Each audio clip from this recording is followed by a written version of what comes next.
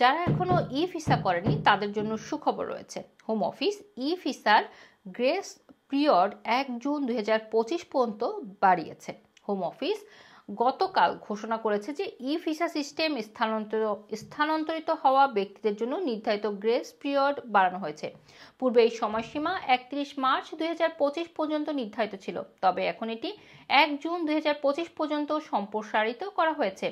এই সময়সীমার বর্ধিতকরণ biometric residence permit বা ইউরোপীয় ইউনিয়নের সেটেলমেন্ট স্কিমের অধীনে থাকা বায়োমেট্রিক রেসিডেন্স কার্ড বিআরসি ধারকদের ক্ষেত্রে প্রযোজ্য, যাদের কার্ড 31 ডিসেম্বর 2024 বা তারপরে মেয়াদোত্তীর্ণ হবে।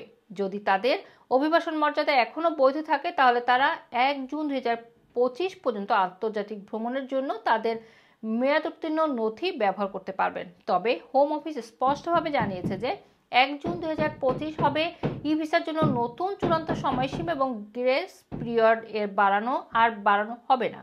হোম অফিস প্রেস বিজ্ঞপ্তিতে বলেছে যে 2 জুন 2025 থেকে মেয়াদোত্তীর্ণ বিআরপি এবং ইইউএসএস বিআরসিসি যুক্তরাজ্যে ভ্রমণের জন্য বৈধ অভিবাসন প্রমাণ হিসাবে গ্রহণযোগ্য হবে না।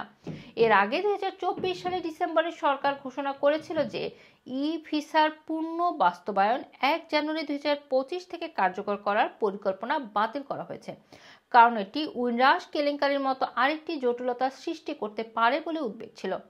গতকাল হোম অফিস জানিয়েছে যে ইতোমধ্যে 4 মিলিয়নেরও বেশি মানুষ সফলভাবে ই ভিসায় স্থানান্তরিত হয়েছেন, তবে এখনও প্রায় 6 লাখ মানুষ তাদের ফিজিক্যাল নথি থেকে ই ভিসার পরিবর্তন করেনি। মাইগ্রেশন এবং সিটিজেনশিপ বিষয়ক মন্ত্রী সীমা মালহোত্রা জানিয়েছেন, সংখ্যাগুলো দেখাচ্ছে যে অধিকাংশ মানুষ ইতোমধ্যে স্থানান্তরিত হয়েছে, যা একটি ইতিবাচক দিক।